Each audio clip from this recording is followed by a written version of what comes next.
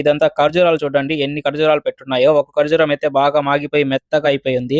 ఇదంతా ice cream items అన్నమాట. సరే ఏదైనా ఒక ఐస్ క్రీమ్ తీసుకుంటామని చెప్పేసి నేనైతే గ్యాలక్సీ తీసుకున్నాను. గ్యాలక్సీ అయితే నాకు చాక్లెట్ కానీ ఐస్ క్రీమ్ కానీ చాలా ఇష్టము. నాకు నచ్చిన గ్యాలక్సీ తీసుకొని మీ అందరికి నచ్చిన క్యాడ్బరీ డైరీ మిల్క్ తీసుకొని పోతే బాగుంటుందని చెప్పేసి 2 డైరీ మిల్క్ కూడా తీసుకున్నాను. చూసారు కదా, ఆఫర్ లో వచ్చిందనమాట డైరీ మిల్క్. మీకు డైరీ మిల్క్ ఇష్టమా గ్యాలక్సీ ఇష్టమా అనేసి కామెంట్ లో తెలియచేయండి. అక్కడ ఎంత సైలెంట్ గా ఉండింది కదా, ఇప్పుడు మాల్యా సౌండ్ వినిపిస్తాను, వినండి.